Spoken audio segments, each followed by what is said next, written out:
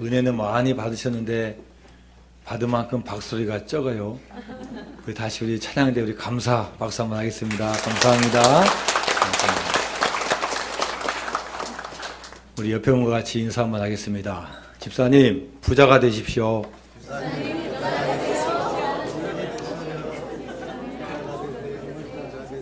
한 번만 더 인사합니다. 부유하게 삽시다. 부유하게 삽시다. 제가 부목사 시절에 5호선 구분다리 역 옆에 살았습니다. 그래서 쉬는 날에 아주 좋은 기쁨은 5호선 지하철을 타고 광화문에 가는 겁니다.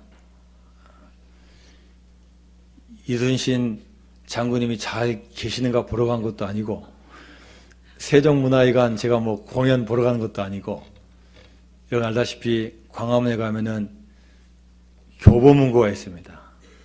밖으로 안 나가도 다 연결되어 있어요. 교보문고 가면은 책도 많고, 예쁜 문구류도 많고, 사고 싶은 게 얼마나 많은지 몰라요. 딱 책 한번 구경하면요, 한 권 안 사도 괜히 부자 된 느낌이에요. 야, 나는 부자다. 내가 지금 안 살 뿐이지, 나는 정말로 여기만 오면 너무 부자다, 이런 느낌 들어요. 그리고 이제 밖으로 나와가지고 구세군 회관 한 10분이 안 걸립니다.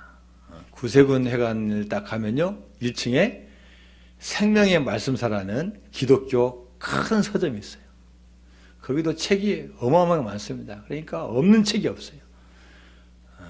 교보문고 가서 다 구경하고, 실제로 책은 거기 가서 많이 삽니다. 거기 가서 많이 사가지고 오면요, 책 다 몇 권 들고 집으로 오면 얼마나 기분 좋은지 모릅니다. 그런데 광화문역에서 이 구세군 건물 가는 그 중간에 우리 교단의 교회이자 또 아주 역사 깊은 교회가 하나 있습니다. 그게 무슨 교회입니까? 세문안 교회입니다. 장로교 최초의 선교사님이신 언더우드 선교사님이 세운 교회입니다. 그리고 선교사님이 목회하시고, 그 다음에 또 마펫 선교사님, 나중에 장신대 총장님 되신 마펫 선교사님이 선교하시고, 선교사님이 여러 분 선교하시다가 또 한국의 차재명 목사님, 김영주 목사님, 강신명 목사님, 김동희 목사님, 이수영 목사님, 아주 훌륭하신 목사님들이 목회하시고, 2016년도에는 새로운 목사님이 오셔서 지금 목회를 하고 계십니다. 이 세문안교회는 한국 교회사의 산실입니다. 이 교회에서 최초의 장로님도 나오시고 조직교회가 되고 당회가 처음 시작한 교회입니다. 여러분이 잘 아는 안창호 선생님, 김규식 선생님이 다 이 교회의 교인이었습니다. 왜 이름이 세문안 교회입니까? 광화문 서쪽 돈이문 안, 새로운 문 안에 있다고 해서 세문안 교회라고 이름을 붙였습니다. 교회가 이제는 100년이 넘었어요. 1887년에 설립되어 있고 1910년대에 아마 교회를 지은 걸로 알고 있습니다. 그러니까 이 교회가요, 건물만 해도 거의 100년 가까이 됩니다. 그 당시에는 크게 지었겠죠. 1000명을 수용합니다. 1000명이 들어갑니다. 그런데 지금 세문안교 교인이 어른만 6000명이에요. 그래서 거기서 예배를 드릴 수 없으니까 여러 가지 부속 건물, 본당을 포함해서 6개가 있어요. 6개에서 같이 화면으로도 드리고 또 1부, 2부, 3부, 4부 나눠가지고 막 드리는 거예요. 100년의 역사 동안 정말로 사회를 위해서, 한국교회를 위해서 많은 사명을 감당하고 좋은 일들을 너무나 많이 해왔습니다. 지난주 신문을 보니까 드디어 이 세문안교회가 오랫동안 헌금하고 준비해가지고 새로운 예배당을 건축을 했어요. 지하 6층, 지상 13층으로 건축했습니다. 대예배실은 4층에 있습니다. 예배실에 한꺼번에 2200명이 들어갈 수 있다고 합니다. 광화문이니까 1층에는 공연장도 있고 카페도 있고 키즈 카페도 있고 일반 시민들도 활용할 수 있도록 아주 효율적으로 꾸몄다고 합니다. 여러분 비용이 얼마 들었겠어요? 지하 6층, 지상 13층이니까 800억 들었습니다. 800억. 여러분 다 부자시기 때문에 뭐 와 하는 말이 전혀 없어요. 와 하는 말 뭐 그죠? 네. 맞습니다. 어떤 분은 집 몇 억짜리 아파트에 사시고 분당 서울에 사신 분은 뭐 20억, 30억짜리도 사시니까 800억 큰 돈 아니에요. 그런데 제가 신문 기사를 보니까요. 이 신문이 좀 진보적이고 비판적인 기사인지 모르지만 상당히 약간 이렇게 비꼬는 거예요. 야, 교회가 그렇게 돈을 많이 들일 필요가 있냐. 그렇게 1층을 뭐 공연장 만든다고 되는 거냐. 그래서 어떤 교수님이 나와서 이야기를 하는데 더 빈곤가정, 다문화가정, 사회적 취약계층을 돕는 역할을 더 해야 된다. 물론 맞는 말입니다. 그런데 축하를 해줘야지 그분의 교수의 입장을 또 이야기하는 것은 저는 바람직하지 않다고 생각을 하게 됐습니다. 자, 여러분, 우리가 세상적인 좋은 건물 몇십억, 몇백억, 몇천억을 지어도요, 아, 그분이 돈이 있기 때문에, 필요하기 때문에, 사업상 필요하기 때문에, 목적이 필요하기 때문에 지어도 좋다고 하는데요. 교회가 조금 뭐 지으면요, 난리가 나는 거예요. 왜 그렇게 지었냐? 왜 그렇게 돈이 많이 들었냐? 차라리 그런 돈으로 더 나눠주지. 여러 이야기를 여러분 하고 있습니다. 여러분, 우리가 이것을 어떻게 봐야 되겠습니까? 한국 사회는 많은 분들이 나 자신이 부유하다고 느끼지 않기 때문에 상대방에 대해서 어떻게 하면은 반대하려고 하고 다른 의견을 내려고 하는 거예요. 나하고 시각이 좀 틀리면 어떻게든지 비판하고 뜯어내려고 하는 거예요. 왜 이렇게 높냐? 왜 이렇게 많이 들어가냐? 왜 이렇게 꼭 지어야 되냐? 이런 우리가 비판을 많이 하는 것을 들을 수가 있습니다. 지금 한국 사회는 많은 분야에서 성장하고 있지만 반대로 영적인 면, 정신적인 면에서는 오히려 퇴보하고 있습니다. 잘하는 쪽으로 1등하는 게 아니라 못하는 쪽으로 1등을 하고 있어요. 특히 자살률이 세계 1위입니다. 또 우리가 남녀가 결혼해서 아름다운 가정을 가꾸기 위해서는 또 자녀도 적당히 낳아야 하는데 지금은 한 명이 안 된대요. 0.9 몇 명이나 안 돼요. 이제는 인구가 줄어드는 이런 세상이 되었습니다. 여러분 정치권에서는요. 죽어라고 싸우고 있어요. 여와 야가 또 바뀌면 또 바뀐 대로 싸우고 안 바뀌면 안 바뀌어도 싸우고 보수와 진보가 싸우고 심지어 가정에서 남편이 아내가 남편을 비판하고 서로 다른 것 갖고 싸우는 거예요. 여러분 요즘 가정이 온전한 가정이 많지 않아요. 온전한 가정. 안을 들여다보면요. 가정이 얼마나 붕괴되고 무너지고 있는지 모릅니다. 내가 부유하고 있다고 생각하지 않으니까 남의 것에 신경 쓰고 남의 것 비판하고 남의 것 뺏으려고 하는 이 세상을 우리가 살고 있다는 겁니다. 자, 여러분 이 시대 우리가 어떻게 하면은 부자로 살 수 있고 우리가 어떻게 하면 부유할 수 있는지 오늘 본문에서 우리에게 말씀해 주고 있습니다. 자, 에베소서 4장 28절 말씀 우리가 같이 한번 읽어볼까요? 시작. 도둑질하는 자는 다시 도둑질하지 말고 돌이켜 가난한 자에게 구제할 수 있도록 자기 손으로 수고하여 선한 일을 하라. 자, 여러분 이 구절을 보니까요. 도둑질하지 말라는 거예요. 과거에는 혹시 했을지 모르지만 다시 도둑질하지 말라. 지금 사도 바울이 에베소에 있는 교회와 교인들에게 쓰는 거예요. 도둑질하지 않은 사람에게 이 편지를 썼으면 여러분 이 에베소 교인들이 얼마나 기분 나빴겠습니까? 당장 시험에 들죠. 그런데 너무나 도둑질을 하니까 사도 바울이 쓴 거고 이 교인들이 당연히 받아들이고요. 너희들 과거에는 그렇게 살았을지 모르지만 앞으로는 다시 도둑질하지 마라. 그리고 이 헬라어 원문을 보니까 시제가 현재 진행형이에요. 과거에도 도둑질했지만 지금도 계속 도둑질하고 있는 거예요. 하나님의 것을 도둑질하고 사람의 것을 도둑질하고 있습니다. 여러분 그렇게 뜨거운 초대교회가 도둑질했다면 지금 여러분 우리는 어떻겠습니까? 겉으로는 도둑질하지 않고 있지만 여러분, 하나님께서 지금도 우리에게 너희들 도둑질하지 말라고 우리의 마음을 지금 두드리고 계신다는 거예요. 그리고 그 다음 구절에 보니까요, 가난한 자에게 구제하라, 이런 말씀을 보니까요, 가난하니까, 없으니까, 못 사니까 남은 것을 지금 그것을 지금 가져와야 되는 지금 상황입니다. 그 나라 당시 상황도 좋지 않았고 초대교회도 경제 상황이 좋지 않았습니다. 그래서 도둑질이 아주 많았습니다. 여러분, 이 도둑질은 꼭 남의 것을 훔치고 남의 돈을 훔치는 것만 말하지 않습니다. 우리가 성경적으로 영적으로 말하면요, 꼭 물건을 훔치는 게 아니라 시간의 도둑질도 있는 거고 영적인 도둑질도 있는 것입니다. 여러분, 사장이 직원의 것 도둑질할 수 있습니다.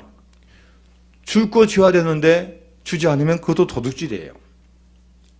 근로자 직원이 회사를 위해서 열심히 일해야 되는데 열심히 일하지 않으면 그것도 도둑질이라는 거예요. 그래서 오늘 본문에서 하시는 말씀은 너희들 도둑질하지 말고 너희들에게 맡겨준 일들 그거 잘 관리하고 감당하라는 거예요.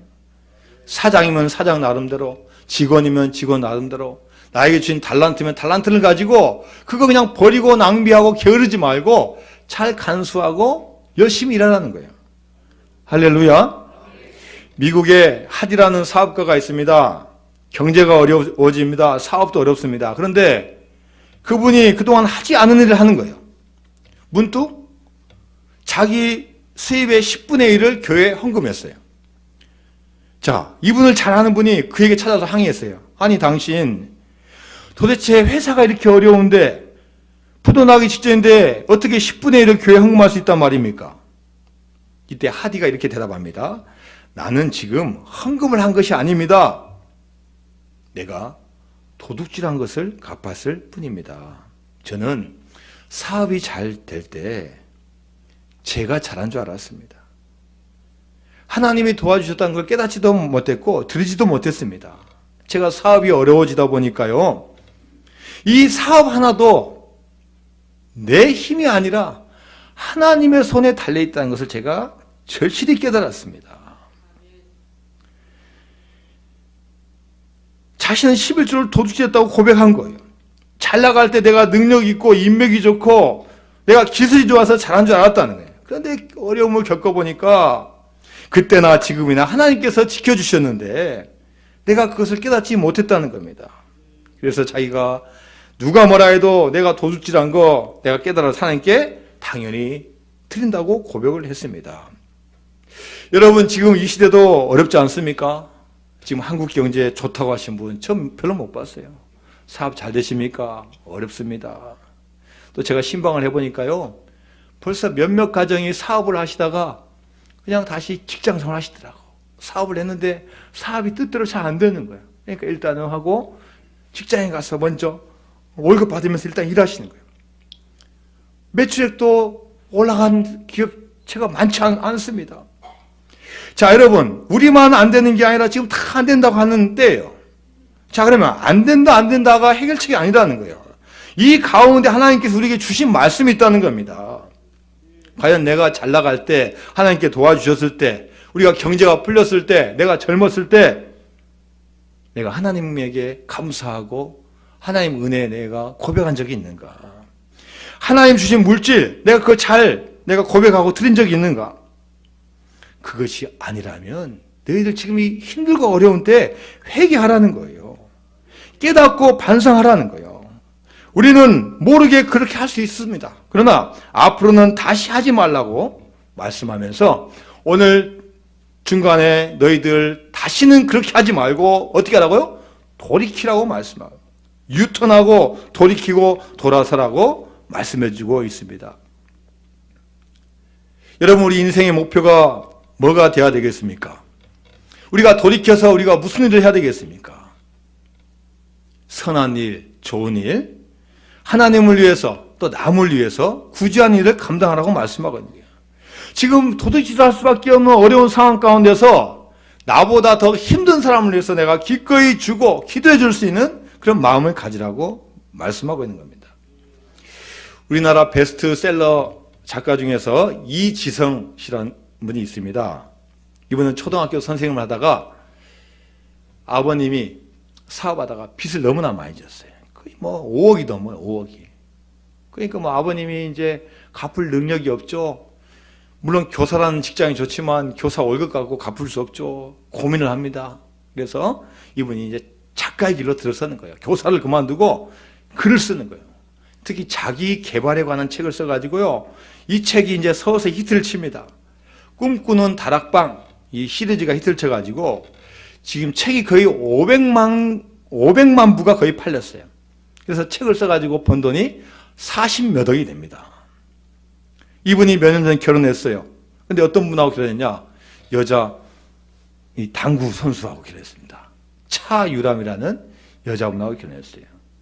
그래서 이분이 이제 애 하나 낳고 지금 잘 살고 있는데 기자가 물어봤어요. 두 분이 나이 차이도 좀 있고 한 분은 글 쓰는 분이고 한 분은 당구 치는 분인데 어떻게 두 분이 이렇게 결혼하게 되었습니까? 하니까요. 두 분이 대답이 똑같아요. 우리는 생각이 같았습니다. 생각이 통했습니다.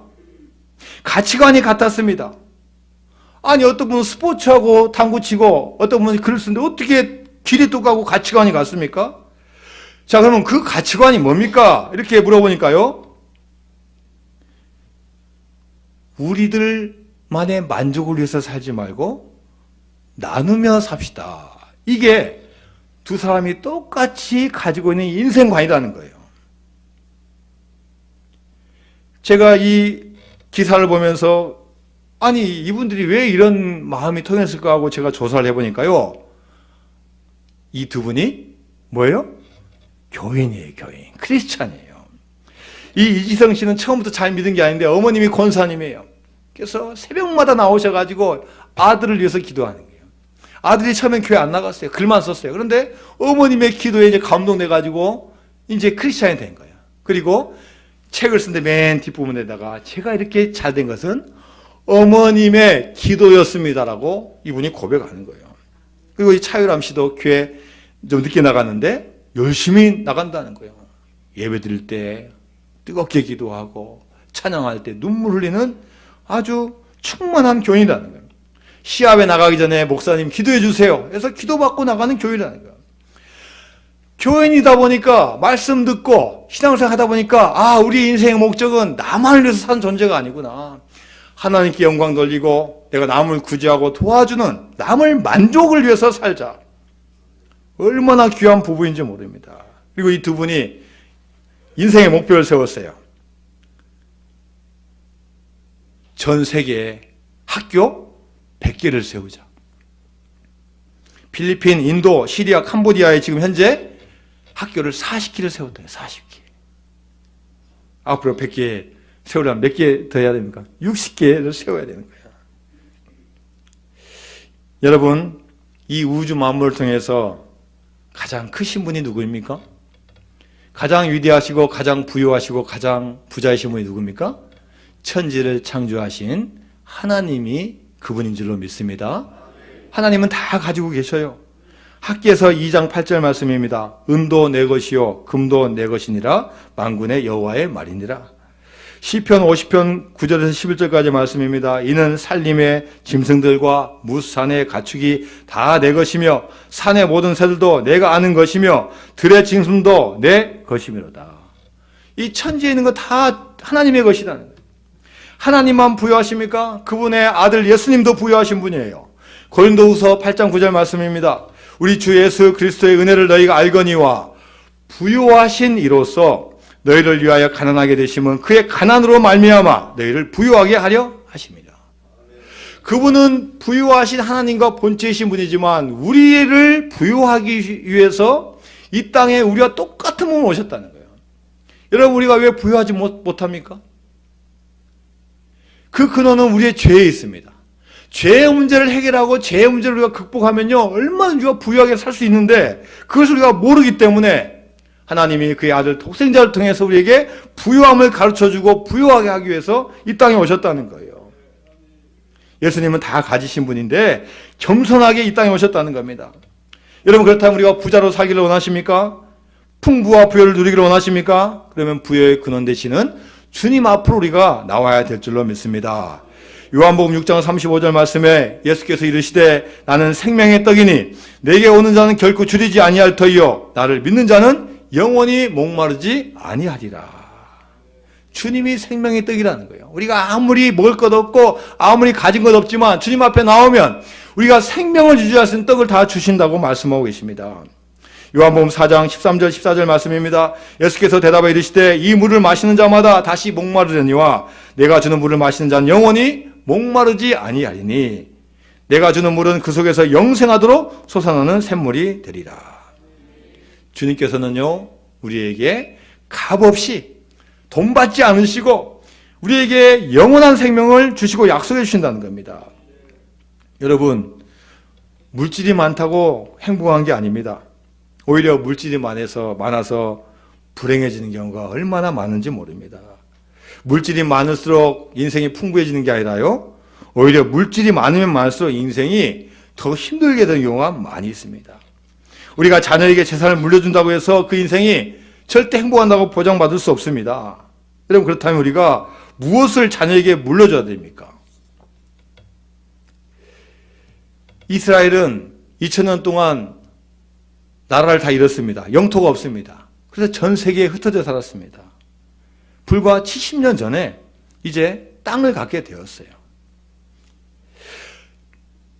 아마 우리나라 36년 일제강점기가 있었는데 아마 360년이면 과연 우리나라가 살아남을 수 있을까?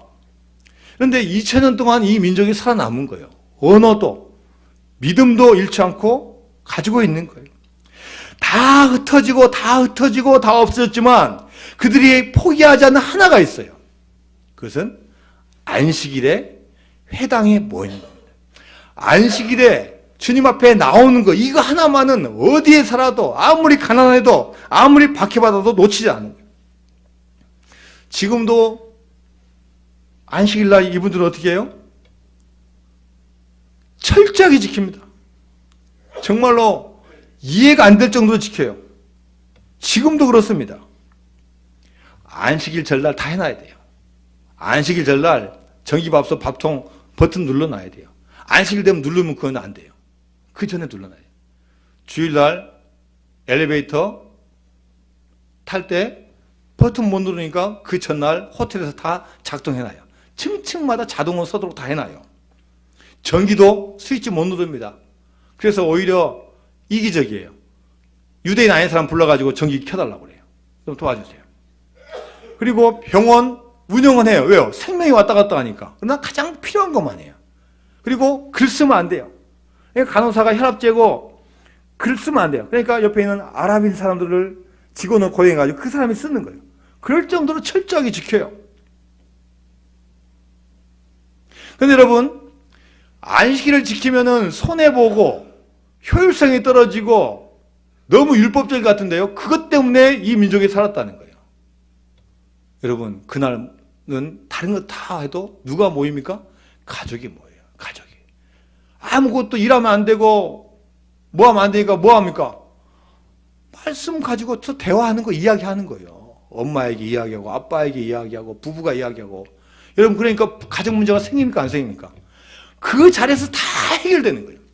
아무리 일주일간 바쁘게 살아도요, 안식일은 다 모이기 때문에 다 고민 이야기하고 충고해주고 도와주고, 가난하든 부자든 다 가족끼리는 절대 문제가 안 생기는 거예요. 여러분, 믿음 하나 지키니까요, 2000년간 헤어져도 나라를 다시 모아도 그 아랍에 있는 수십 개국이 달려들지를 못하는 거예요. 여러분이 자녀가 잘 되기를 원하십니까?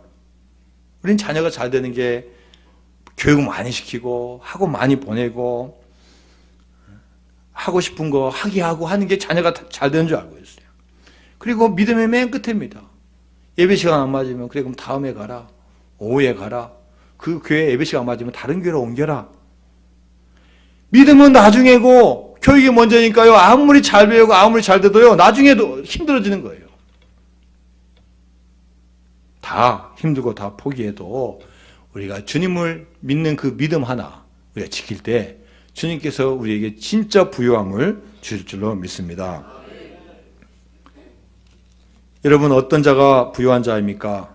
내가 물질이 많으면요, 물질을 하나님을 위해서 사용하고 이웃을 위해서 같이 사용하고 나누는 자가 부유한 자입니다. 내가 은사와 달란트를 가지고 있다면 내가 꽉 쥐고 내가 뭐 특기를 발휘하는 게 아니라 하나님을 위해서, 사람들을 위해서 같이 나누는 자가 부유한 자입니다. 내가 목소리가 좋습니까? 그것을 하나님을 위해서 사용하는 자가 부유한 자입니다. 내가 악기를 잘 다룹니까? 그 악기를 하나님을 위해서 사용하는 자가 부유한 자입니다. 내가 건강합니까? 나 자신만을 위해서 건강을 유지하는 게 아니라 그 건강을 가지고 하나님을 위해서, 이웃을 위해서, 교회를 위해서 사용하는 자가 부유한 자가 되는 줄로 믿습니다. 여러분, 부유한 자는 당연히 믿음을 가져야 되지만 여러분 또 우리가 게을르면 안 돼요. 내가 부유한 자니까 믿음만 있으면 된다고 말이에요. 성경에서 분명히 말씀하고 있습니다. 오늘 본문의 마지막에 보니까 뭐라고 되어 있어요? 자기 손으로 뭐 하라고요? 수고하여 선한 일을 하라. 여러분, 내가 가만히 있다고 선한 일이 되는 게 아니에요. 내가 가만히 있다고 수고되는 게 아니에요. 열심히 하라는 거예요. 게을르지 말라는 거예요.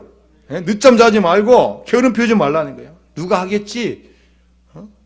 내가 월급 200만 원 받으니까 난 200만 원치만 할 거야. 이게 아니라는 거예요.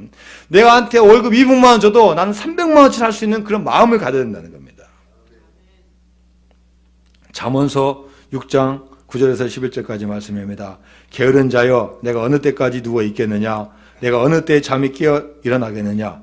좀 더 자자, 좀 더 졸자, 손을 모으고 좀 더 누워있자 하면 내 빈궁이 강도같이 오며 내 공핍이 군사같이 이르리라. 잠언서 12장 27절 말씀입니다. 게으른 자는 그 잡을 것도 사냥하지 아니하나니 사람의 부귀는 부지런한 것이니라. 여러분, 우리가 부자가 되고 부유한 자 되려면요 어떻게 해야 돼요? 열심히 해야 된다는 거예요. 공부도 열심히 하고 일도 열심히 하고 사업도 열심히 하고 열심히 살라는 거예요. 잠언서 10장 4절 말씀입니다. 손을 게으르게 놀리는 자는 가난하게 되고 손이 부지런한 자는 부하게 되느니라.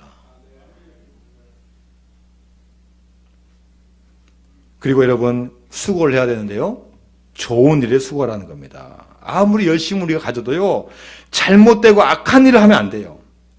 도둑이 열심히 도둑질하면 여러분 이 세상이 어떻게 되겠습니까? 강도가 열심히 일하면 어떻게 되겠습니까? 사기꾼이 열심히 일하면 여러분 어떻게 되겠습니까? 좋은 일, 선한 일을 열심히 해야 되지 나쁜 일에 절대 열심을 내면 안 된다는 거예요. 돈을 버는 목적을 분명히 하고 우리가 나가야 된다는 겁니다.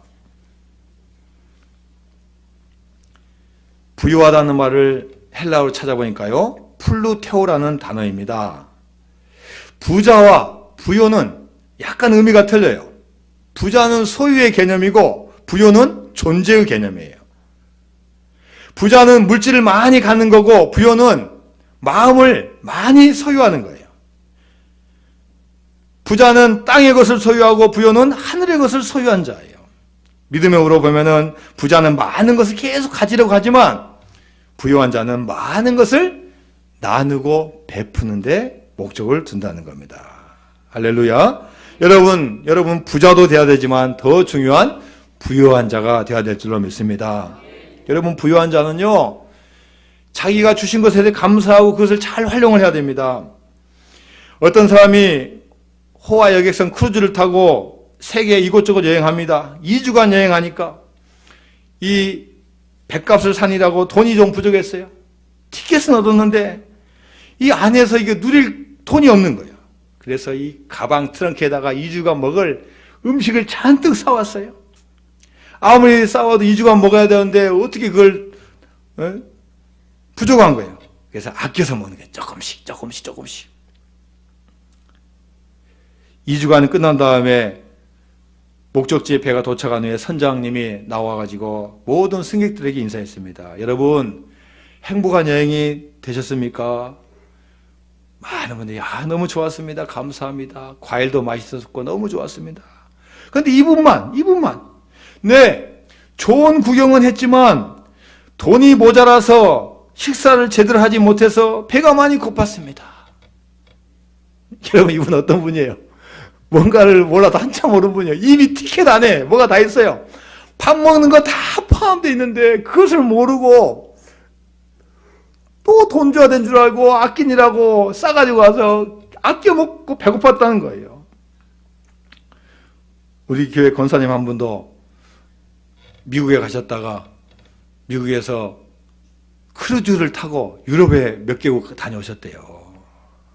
며칠 전에 이야기하시는 목사님, 크루즈 안 타보셨죠? 안 타봤어요. 얼마나 좋은지 몰라요. 와, 크루즈 타보니까요, 먹을 것이요, 어마어마하게 나온대요. 특히 과일이요.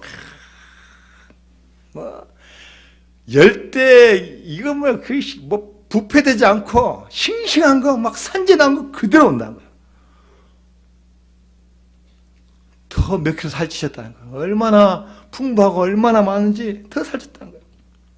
여러분, 많은 성도들이 예수님 믿고 구원을 받았지만요, 그 부요함을 누리지 못하고 살고 있는 거예요.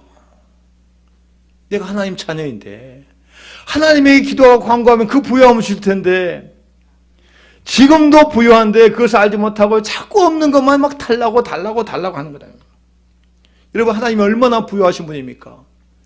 역대상 29장 11절 12절 말씀 여러분 잘 아시죠? 같이 한번 해볼까요? 시작. 여호와여, 위대하심과 권능과 영광과 승리와 위엄이 다 주께 속하였사오니 천지에 있는 것이 다 주의 것이로소이다. 여호와여, 주권도 주께 속하였사오니 주는 높으사 만물의 머리이심이니이다. 부와 귀가 주께로 말미암고 또 주는 만물의 주제가 되사 손에 권세와 능력이 있사오니 모든 사람을 크게 하심과 강하게 하심이 주의 손에 있나이다. 할렐루야. 여러분, 모든 부와 귀가 누구한테 있다고요? 주님께 있는 거예요. 주님께. 오직 주님께 있는 거예요. 세상에는 하나의 통로예요. 주님 앞에 매달려야 되는데 주님 앞에 오지 않냐고 자기 생각대로 부자가 되려고 한다는 겁니다.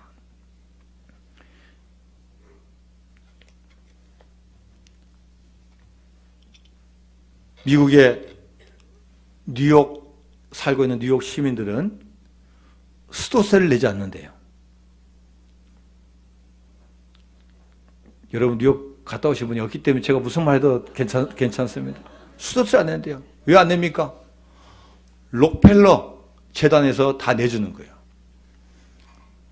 록펠러가 돈을 많이 벌었습니다. 근데 돈을 많이 벌어도 마음에 기쁨이 없어요.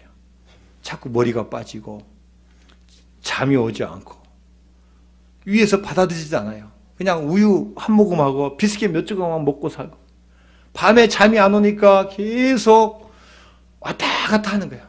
잠이 안 오니까 성경책을 폈는데 누가복음 6장 38절을 발견한 거예요. 주라, 그리하면 너희에게 줄 것이니 곧 후하게 되어 누르고 흔들어 넘치도록 하여 너희에게 안겨주리라. 물론 좀 적겠죠. 그러나 내가 다 누리고 더 벌어야 되니까 조금 준 거예요. 그 순간 그가 아예 조직을 만들었어요. 재단을 만들었어요. 아예 기부하는 재단을 만들었어요. 그래가지고 번 거 주는 거예요. 종합대학교 10개 이상을 세우고 교회만 4,900개를 세웠습니다. 어마어마한 기부, 어마어마한 구제를 했어요. 얼마나 돈을 많이 벌었으면 지금도 뉴욕 시민들 수도세를 그냥 다 내주고 있겠습니까? 하나님께서 주시려고 마음먹으면요, 우리가 상상하지 못한 거 주신다는 거예요. 요셉 보십시오. 모함 받아가지고 감옥에 갑니다. 근데 감옥에서도 이 요셉은 형통한 자가 되는 거예요. 감옥에 있지만 쫄아들고 빈곤한 자가 되는 게 아니라 그 가운데도 부유한 자가 되는 거예요. 하나님께서 나를 감옥에 보내시지만 거기에도 뜻이 있을 거다. 실망하지 않습니다. 오히려 나중에 가니까요, 다 요셉에게 다 찾아오는 거예요. 얼마나 기쁘게 하고 얼마나 감사하고 얼마나 사람들하고 잘 지냈는지요. 오히려 사람들이 의논할 걸 가져오는 거예요. 꿈을 꾸는 거 해석해 주는 거예요.